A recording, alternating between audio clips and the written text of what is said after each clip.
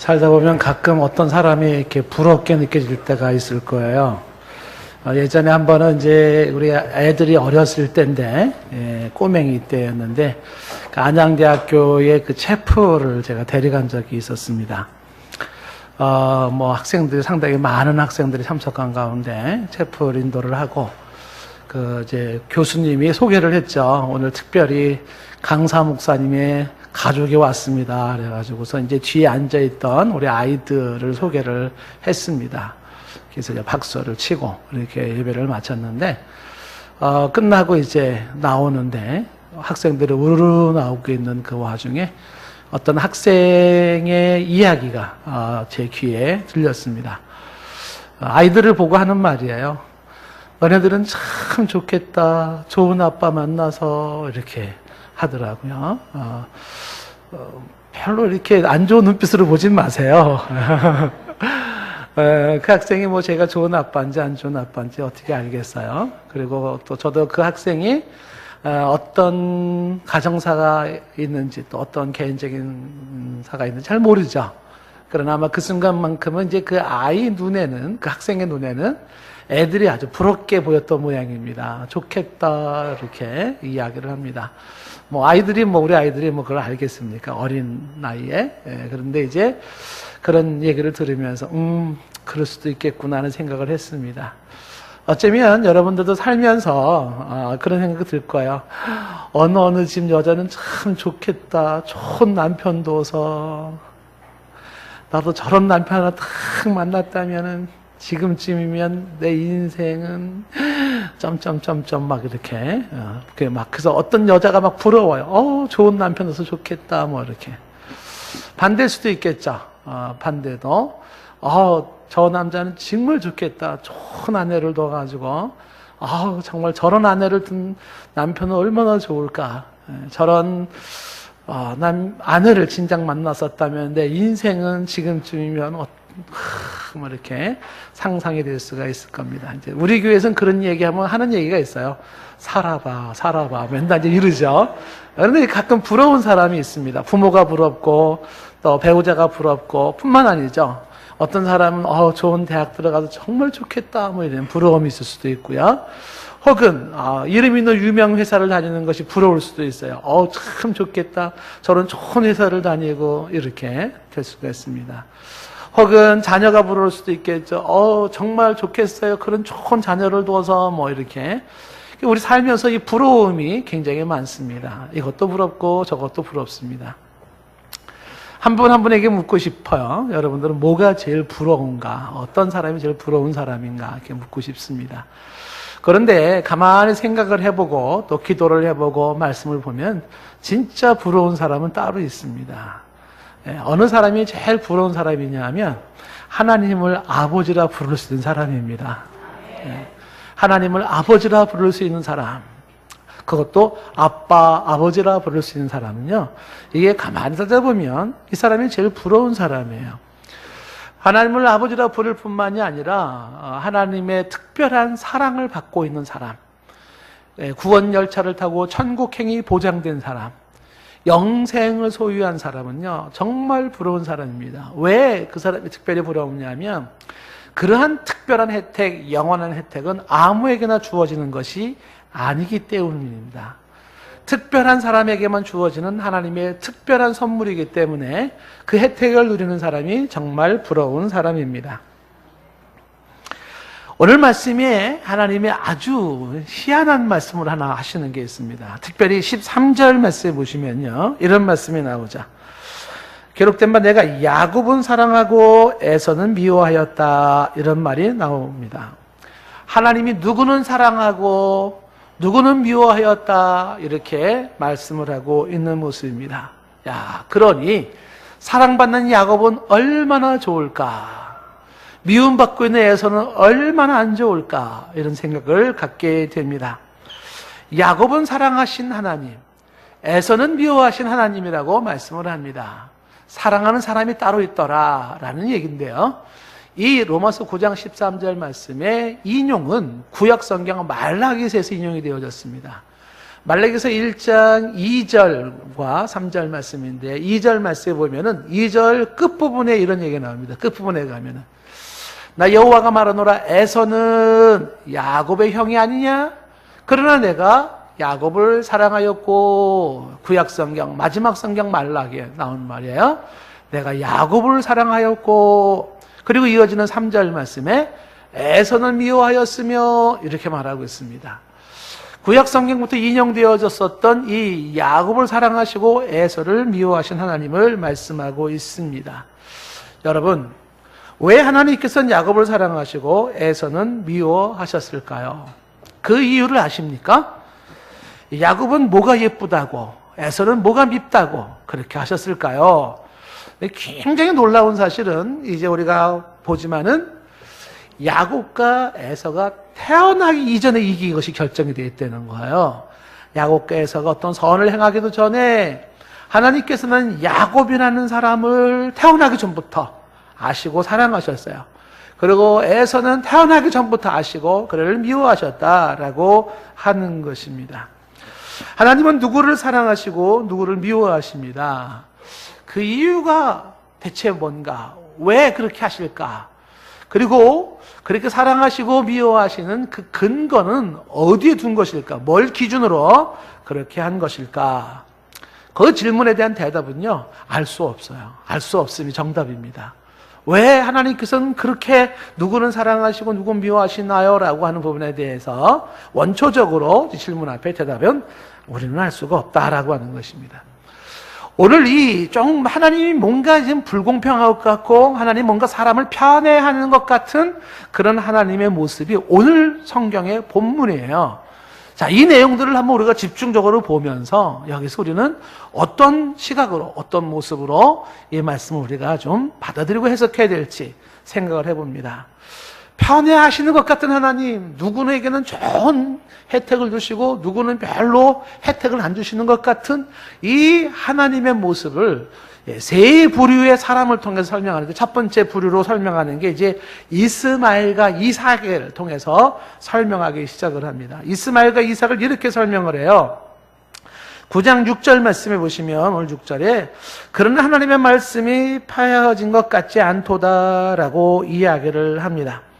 자, 요 내용부터 설명을 잠시 하자면 이스마엘과 이삭 얘기하기 전에 하나님의 말씀이 폐하여진 것 같지 않다라는 이야기로 이야기가 시작이 됩니다.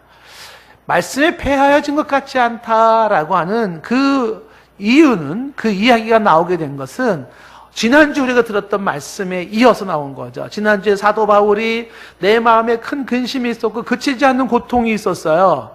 그 근심과 고통은 나의 동족, 나의 혈육, 나의 골육 친척들이 하나님 앞에서 구원받지 못한 바로 그 안타까움이 그에겐 근심이 고통이었었죠.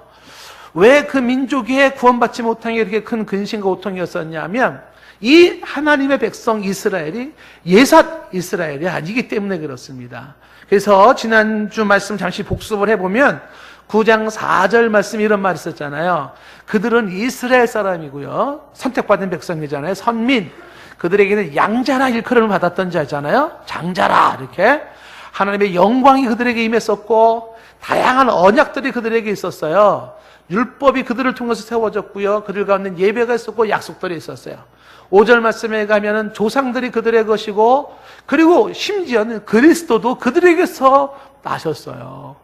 이런 특별한 혜택을 받은 이스라엘 백성들이 구원에 이르지 못해요.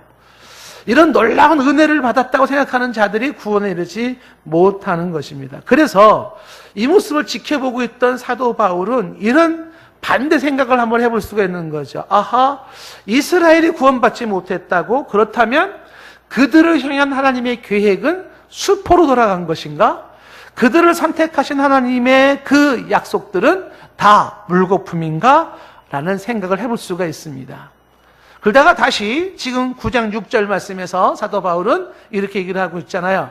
그러나 하나님의 말씀이 폐하여진 것 같지 않도다. 하나님의 말씀하셨던 것들이 그것이 다 없어지는 것 같지는 않다라고 이야기를 합니다. 그렇다면 하나님의 구약에서 보여줬던 말씀을 어떻게 이해해야 될까? 그 말씀을 이해하는 해석과 각도가 좀 달라질 필요가 있다라는 생각을 갖는 거예요. 그래서 6절에 말하기를 이제 이렇게 말하죠. 말씀이 폐해진 것 같지 않다는 말과 함께 이스라엘에게서 났다고 다 그들이 이스라엘이 아니라고 하는 것이에요. 어허, 뭔 소리일까요? 이스라엘 사람들 중에는 진짜 참 이스라엘이 있고 이스라엘이 아닌 가짜 이스라엘이 있다는 그런 의미입니다. 예, 기름 중에는 참 기름이 있고 가짜 기름이 있잖아요. 그 참이 그 참자인가요? 잘 모르겠어요. 자, 어쨌든 참이 있고 거짓이 있는데 참 이스라엘의 사람이 있고 거짓 이스라엘 사람이 있어요. 그거를 지금 이스라엘에서 난 자들이 다 이스라엘 사람이 아니다라는 이야기로 하고 있는 것입니다.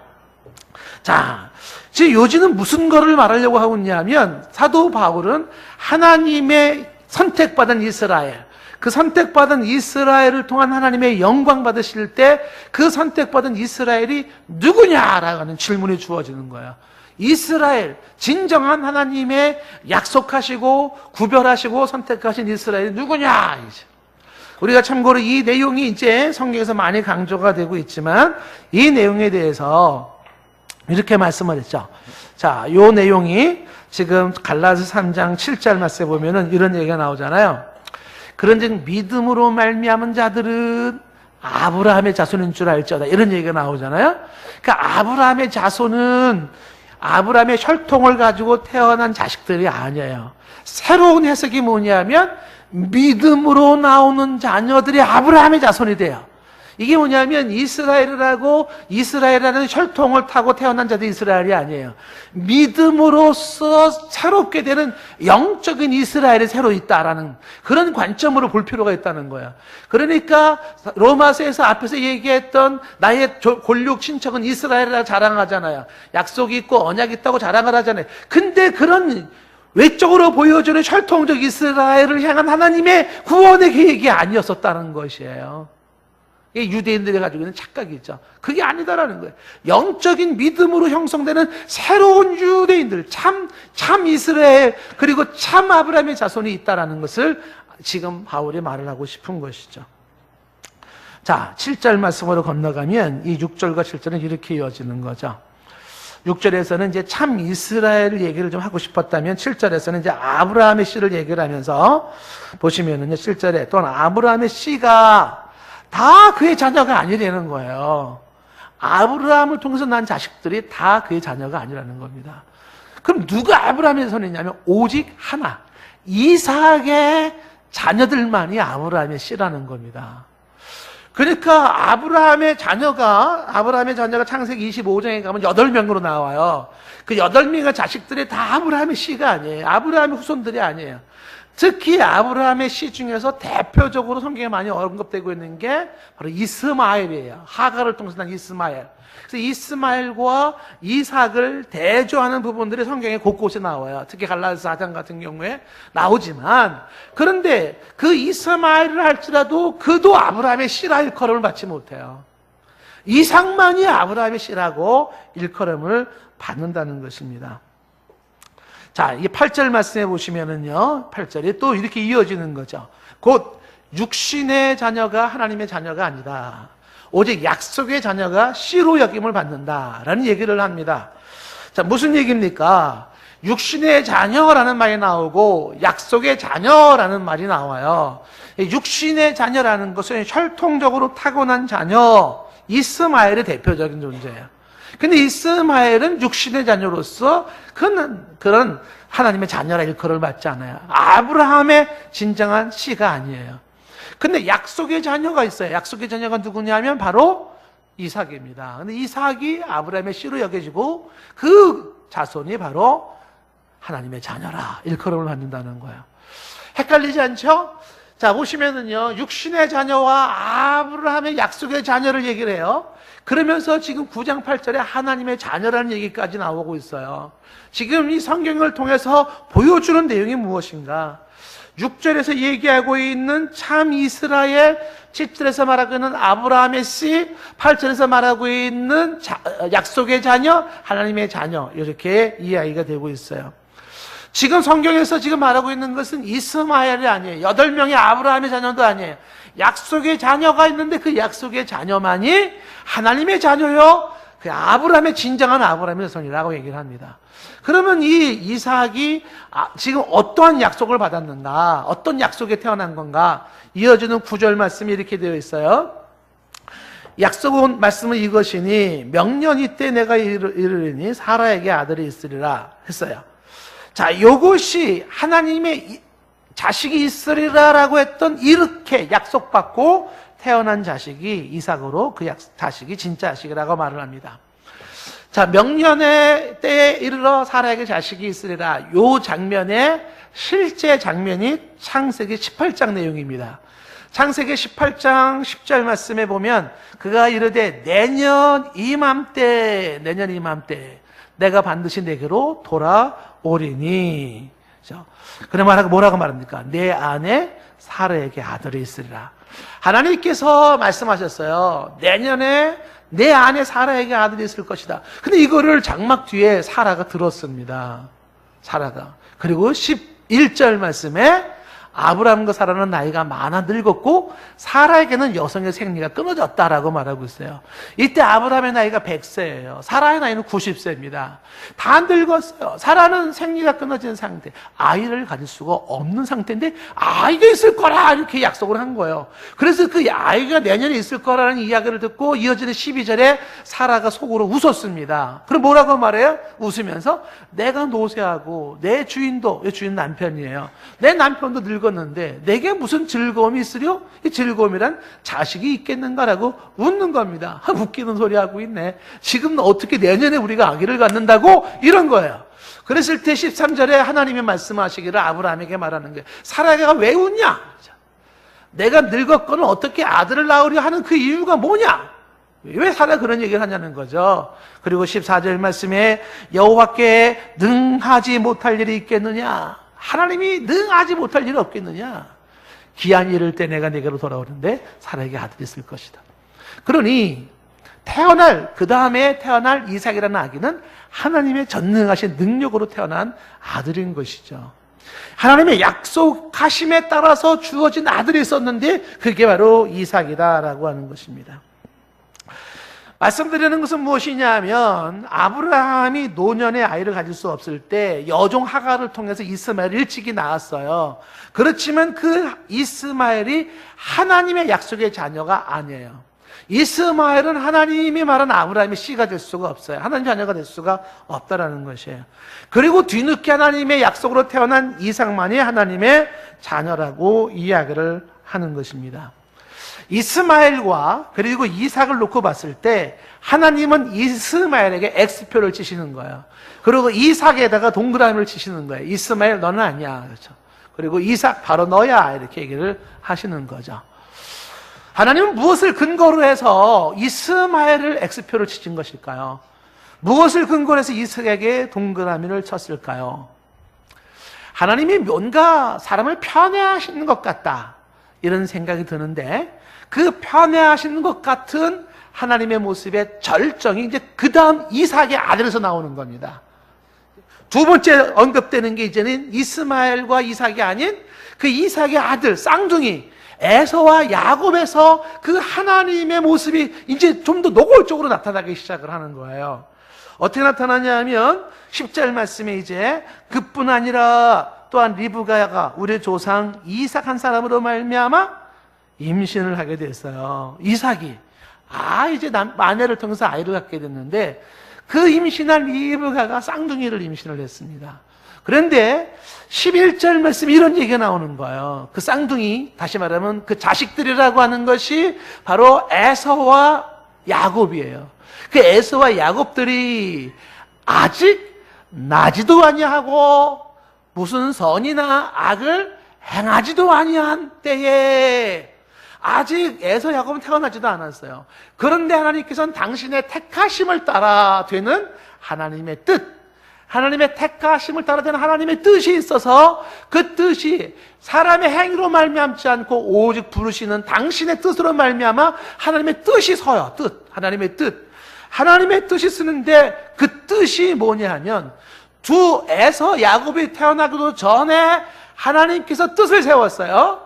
이 사람들이 에서나 야곱이 선이나 악을 행하기도 전에 하나님이 이미 뜻을 세웠어요. 어떤 뜻을 세웠을까요? 12절 말씀에 큰 자가 어린 자를 섬기리라, 이렇게 뜻을 세운 겁니다. 큰 자가 누구예요? 형 에서입니다. 어린 자가 누구예요? 동생 야곱입니다. 형이 동생을 섬길 것이다 라고 했다는 겁니다.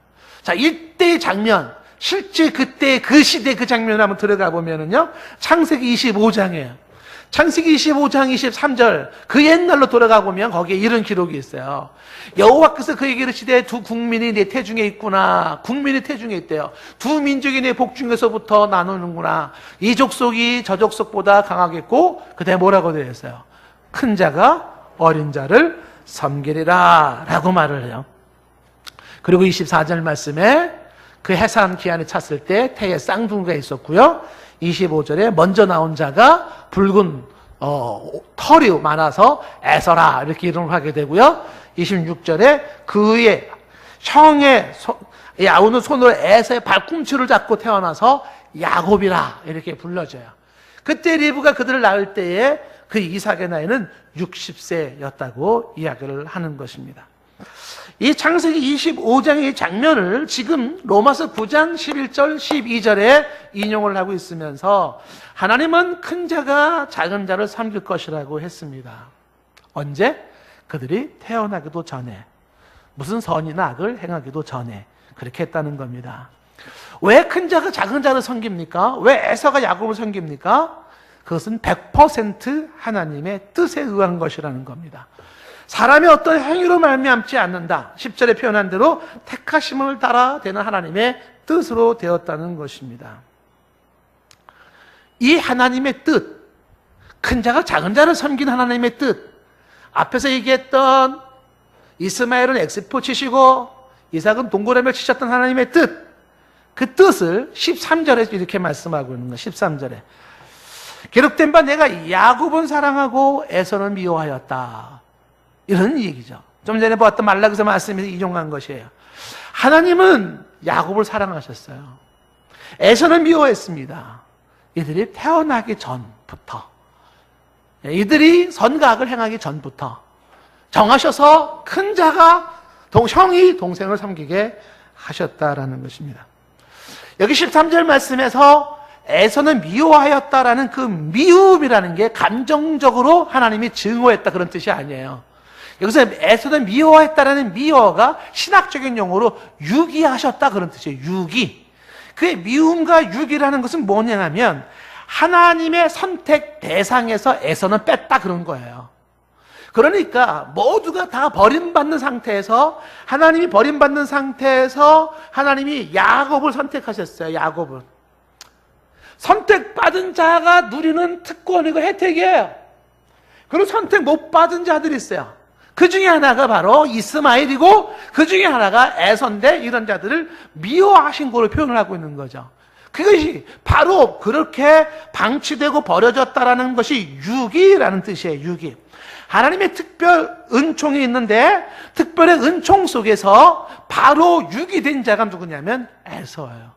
그래서 에서는 유기됐기 때문에, 선택받지 못했기 때문에 자신의 죄로 인하여 자신이 형벌을 받고 죽는 거예요. 그렇다면 중요한 것은 뭐냐 하면 선택받은 자들이 그 사람이 복 있는 거예요. 그 자가 복 있는 자인 것이에요. 이런 모습 속에서 우리는 충분히 이런 질문을 자꾸 하게 됩니다. 하나님은 공평하지 않아요. 그런 하나님은 불의하신 하나님이에요. 하나님답지 않아요. 어떻게 그러고도 하나님이 정의와 공의와 사랑을 말할 수 있어요? 그건 하나님의 속성과 맞지 않아요. 이렇게 얘기를 하는 거예요. 그런 질문이 계속 나오죠. 자, 그 질문이 나올 게 뻔하기 때문에 그 다음에 14절 말씀에 이렇게 나오는 거예요. 14절 말씀에. 그런지 우리가 무슨 말을 하려? 무슨 말을 하려? 하나님께 불의가 있느냐? 그럴 수 없다라고 이야기를 하는 것입니다. 자, 24절 말씀에서 그러면 우리가 할 수 있는 말이 뭔가? 하나님이 불의하시다고 말할 수 있는 것인가? 그렇지 않다라고 이야기를 하는 것입니다. 하나님을 향하여서 하나님 누구는 사랑하시고 누구는 사랑하지 않고 누구는 선택하시고 누구는 유괴하시고 누구한테 이런 좋은 것 주시고 누구한테 이런 거 좋은 거 안 주시고 이건 공평하지 않아요 하나님 라고 누가 말할 수 있을까? 하나님이 불의하다고 말할 수 있을까? 결론은 그럴 수가 없다라는 이야기를 해요. 왜 그럴 수 없을까요? 계속해서 오늘 이야기를 주목해 보십시오. 15절 말씀 세 번째 예를 드는 게 이제 모세와 바로를 예를 드는 거예요. 앞부분에서 이스마엘과 이삭의 예를 들었다면 두 번째에서 에서와 야곱의 예를 들었다면 세 번째는 이제 모세를 통하여서 바로와의 관계를 얘기하는 거예요. 15절쯤 모세에게 이렇게 말씀하셨다는 거예요. 내가 긍휼히 여길 자를 긍휼히 여기고 불쌍히 여길 자를 불쌍히 여기리라 했다는 것입니다. 이 장면도 구약 성경에 실제 나오는 이야기예요. 출애굽기 33장 19절 말씀입니다. 거기 보면 하나님께서 이렇게 말씀하셨어요. 내가 내 모든 선한 것을 내 앞으로 지나가게 하고 여호와의 이름을 내 앞에 선포하리라. 나는 은혜 베풀 자에게 은혜를 베풀고 긍휼히 여길 자에게 긍휼을 베푼다라고 이야기를 합니다. 그래서 은혜를 받은 자, 긍휼히 여김을 받는 자는 누구냐면 모세였어요. 은혜를 받지 못한, 긍휼히 여김을 받지 못한 자가 누구냐면 바로였습니다. 모세는 선택받은 자의 대표였고 바로는 버림받은 자, 유기된 자의 또 대표였다는 사실입니다. 그런데 하나님이 나는 이렇게 말씀하십니다. 내가 이렇게 하나님은 내가 은혜 베풀 자에게 은혜를 주고 내가 긍휼히 여길 자를 긍휼을 여기겠다. 내가 그렇게 하겠다. 이렇게 하나님은 말씀을 하시는 거죠. 하나님이 이렇게 일방적으로 누구는 은혜 주시고 누구는 안 주시고 누구는 불쌍히 여기시고 누구는 안 하시고 누구는 사랑하시고 누구는 미워하시고 누구는 섬김받게 하고 누구는 섬기게 하시고 이렇게 하시는 이 모든 하나님이 하시는 일에 있어서 오늘 말씀 16절에 이렇게 완전히 쐐기를 박죠. 그런즉 하나님의 이렇게 하시는 일에 있어서 이거는 원하는 자로 말미암은 것도 아니고 다른 박질하는 자로 말미암지도 않아요. 오직 긍휼히 여기시는 당신 그 하나님으로만 말미암아요. 원하는 자나 다른 박질한다는 건 사람이 원한다고 사람이 수고한다고 사람이 노력한다고 사람이 애쓴다고 그렇게 되는 게 아니더라는 거예요. 오직 하나님이 당신의 긍휼하신 당신이 나 긍휼 베풀 거야 이 사람한테 그럼 베푸신다는 거예요. 하나님이 이 사람한테 긍휼을 안 베풀 거야 안 베푼다는 겁니다. 하나님의 절대적 주권을 말씀하고 있는 것이에요. 성경을 볼 때 우리는 이 부분이 이런 부분을 우리는 예의주시하고 신학적으로 많은 논쟁의 여지가 있지만 이런 부분을 우리가 예의주시할 필요가 있습니다. 하나님께서는 누군가를 조건 없이 선택하실 때 그 선택하신다는 것은 모든 사람에게 똑같은 은혜를 필연적으로 베풀어야 할 의무가 있다는 걸 의미하지 않아요. 모든 사람에게 하나님 당신은 똑같이 모든 사람에게 필연적으로 똑같이 베풀어야 할 의무가 있는 분 아닙니까? 라고 누구도 하나님 앞에 말할 수가 없어요.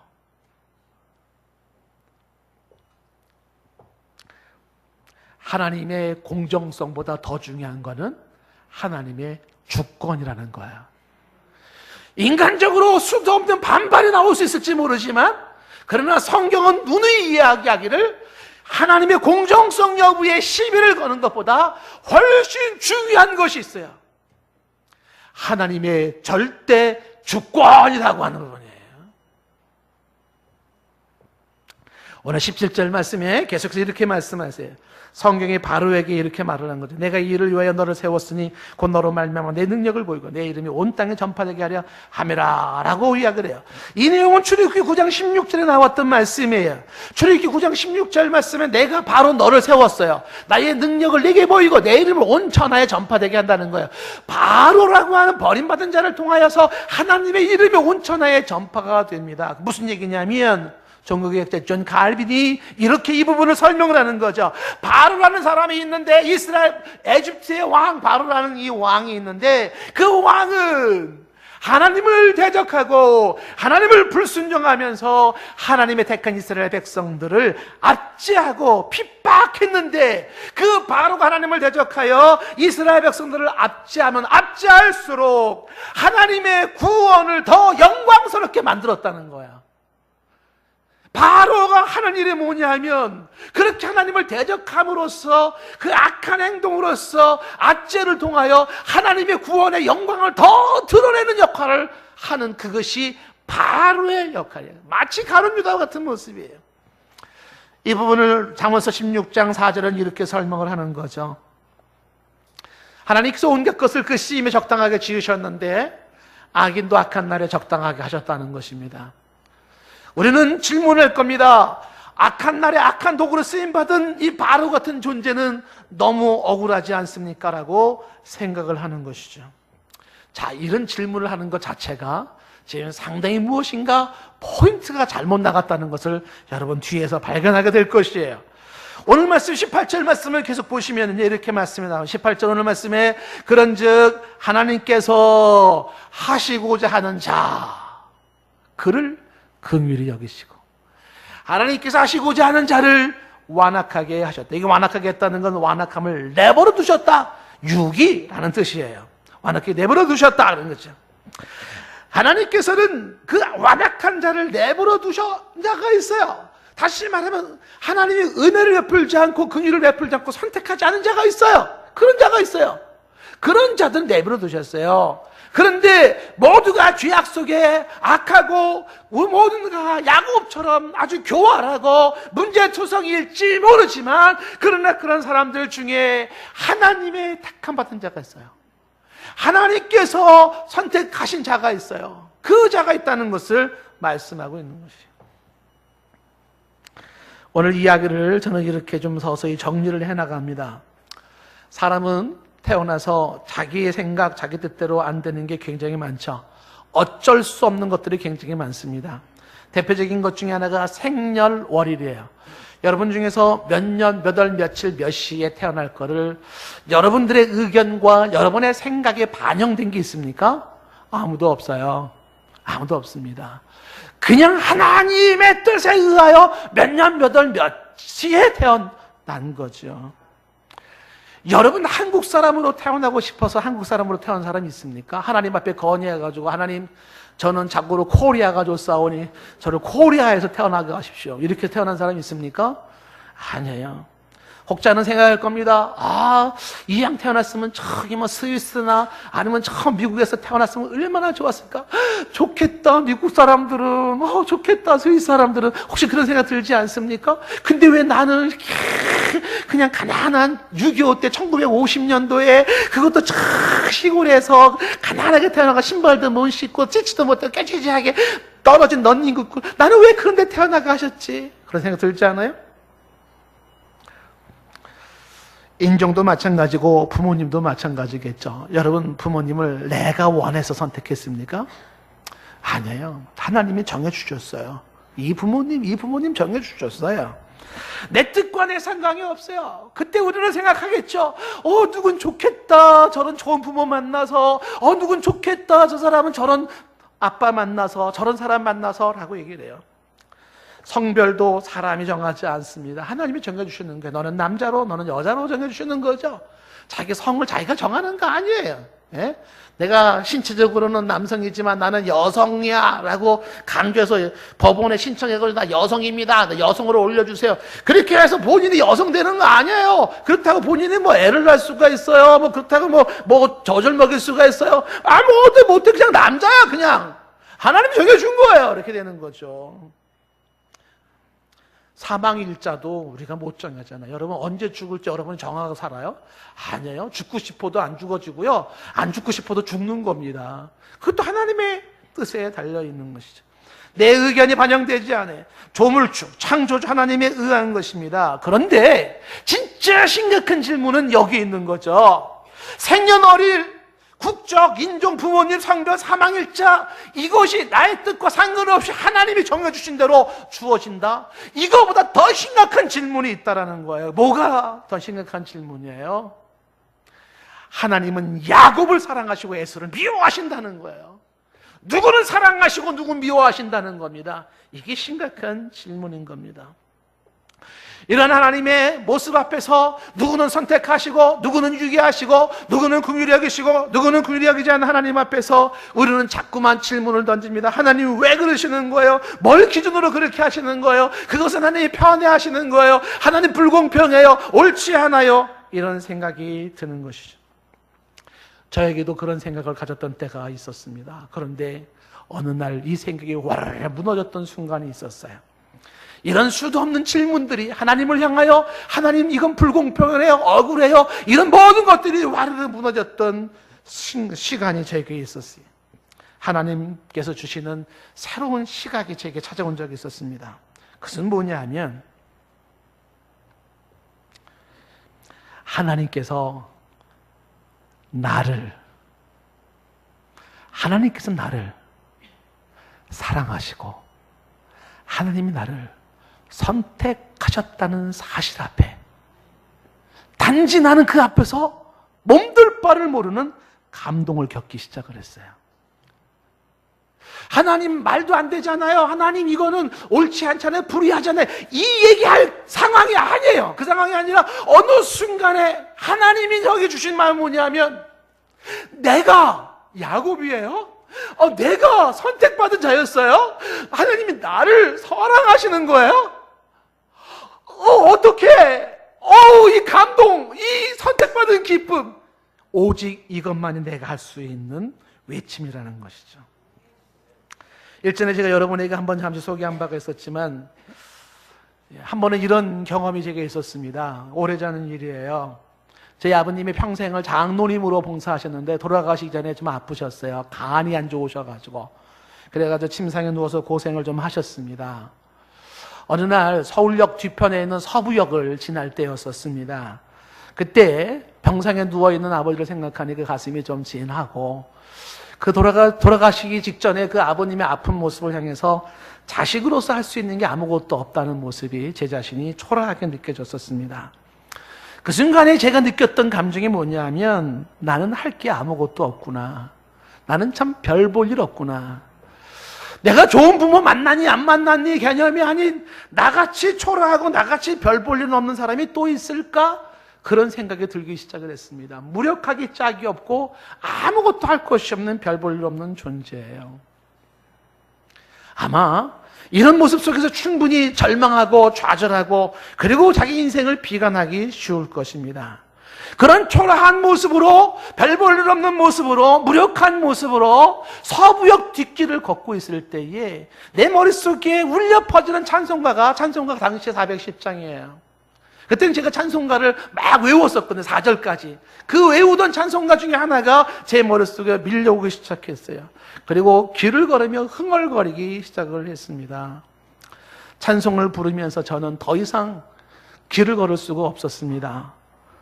쏟아지는 그 눈물이 저의 눈을 가려서 창피하고 부끄러워 손수건으로 얼굴을 가리고 전봇대 뒤에서 펑펑 울었어요.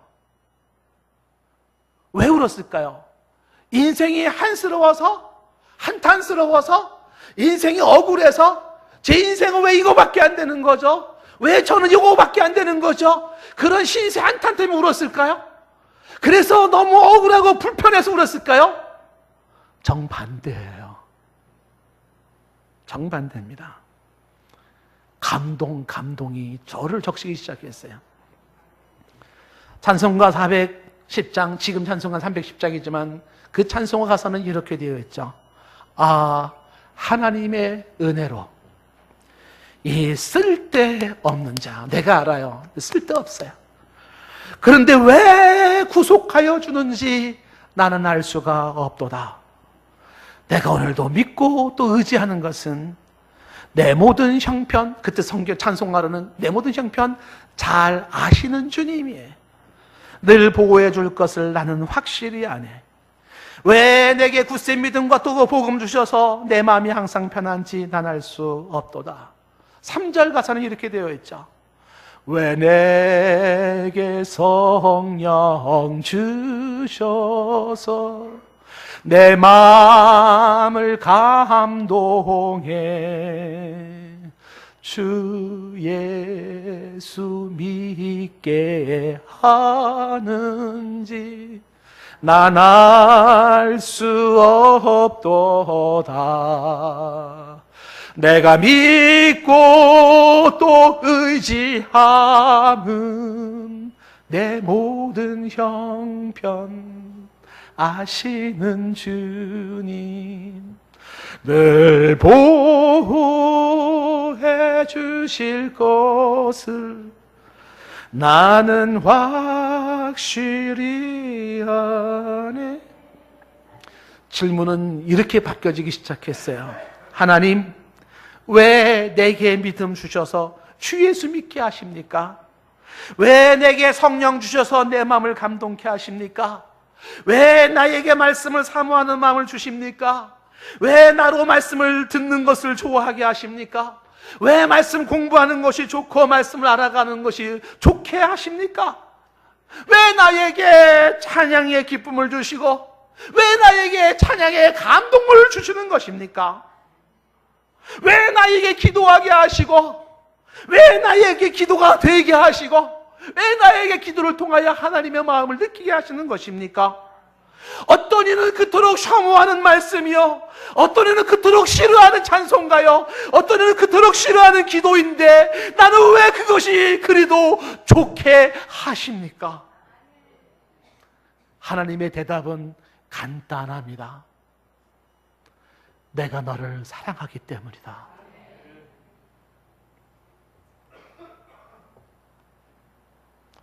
누구는 사랑하시고 누구는 미워했다고요? 누구는 선택하시고 누구는 유기하셨다고요? 하나님은 말씀하시는 거죠. 나는 너를 사랑하기 때문이라고요. 우리는 하나님의 뜻을 잘 모를 수 있어요. 하나님의 심중에 깊은 심오한 의도도 잘 모를 수가 있습니다. 그런데 분명한 사실은 내가 바로가 아니라는 거예요. 바로처럼 마음이 강팍해져서 하나님이 누구냐, 여호와가 누구냐, 그를 대적하며 그를 거역하는 자가 아니라는 사실이에요. 내가 민족을 구원하는 모세는 아닐지어도 바로 같은 모습은 아니에요. 하나님은 내 마음을 감동하셔서 주 예수 믿게 하시고, 하나님은 나로 하여금 말씀을 사모하게 하시고, 찬양을 통해서 감동을 주시고, 하나님은 나를 통하여 역사하셔서 하나님이 베푸신 은혜로 울게 하세요. 성경은 이렇게 말씀하고 있는 것입니다. 하나님의 선택하심은 피조물에게 이해를 요구하는 것이 아니라 경배를 요구하신다는 사실이에요. 하나님의 심오한 뜻을 이해가 되니 안 되니 그런 거 논할 때가 아니에요. 날 선택하시고 날 불러주신 그 은혜를 헤아리면서 감동하며 감사해야 할 것이에요. 에베소 1장 3절 이하에 분명히 말씀하고 있어요. 찬송하리로다. 하나님 곧 우리 주 예수 그리스도의 아버지께서 그리스도 안에서 하늘에 속한 모든 신령한 복을 우리에게 주셨어요. 1장 4절 말씀에 창세전에 그리스도 예수 안에서 우리를 택하셨어요. 창세전에, 이 세상을 만들기 전에 그리스도 예수 안에 전지전능하신 하나님은 당신의 시각 속에 우리를 선택하사 우리로 사랑 안에서 그 앞에 거룩하고 흠이 없게 하시기를 원하셨어요. 5절 말씀에 그 기쁘신 뜻대로 우리를 예정하셔서 예수 그리스도로 말미암아 당신의 아들이 되게 하셨어요. 6절에 이는 그가 사랑하시는 자 안에서 우리에게 거저주시는 바 그 은혜의 영광을, 당신의 은혜의 영광을 뭐하게 하시려고? 찬송하게 하려 하는 것이라. 7절에 우리는 그리스도 안에서 그의 은혜의 풍성함을 따라 그의 피로 말미암아 속량 곧 죄사함을 받았어요. 그의 은혜의 풍성함 속에서 우리는 그 피로 말미암아 속량 곧 죄사함을 받았어요.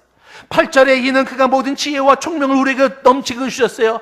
하나님이 지혜를 주셨고 하나님이 총명을 주셨어요. 그래서 이어지는 9절 말씀에 그 뜻의 비밀, 미스테리, 그 신비를 알게 하셨어요. 아무나 깨닫지 못해요. 박사도 깨닫지 못해요. 예수 십자가의 보혈의 의미를 몰라요. 모릅니다. 그런데 하나님이 지혜와 총명을 주셔서 그 은혜의 풍성함을 따라 그 피로 속량함을 받아 그 지혜로 말미암아 비밀 미스테리를 알게 하셨어요. 그래서 그의 기뻐하심을 따라 그리스도 안에서 때가 찬 경륜을 위하여 예정하심을 우리는 입었어요.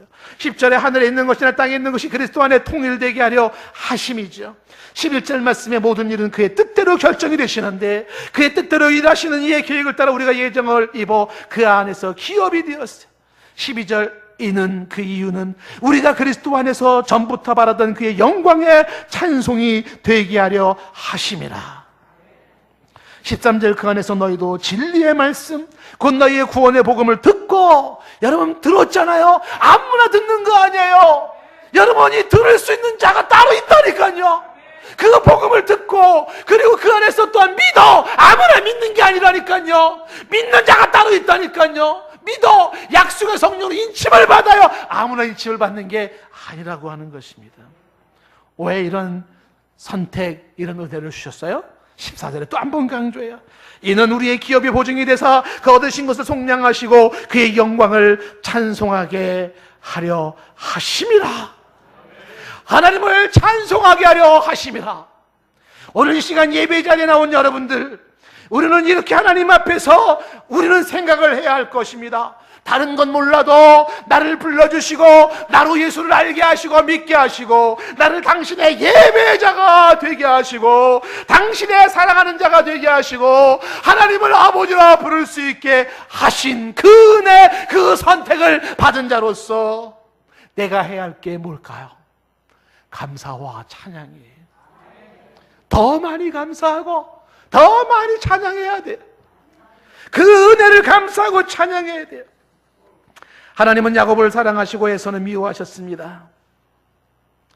이 자리에 오신 여러분들은 하나님이 사랑하는 사람입니다. 선택하시고 불러주시고 은혜 주신 그 하나님의 은혜를, 다만 그 은혜를 목 놓아 감사 찬양하시기 바랍니다.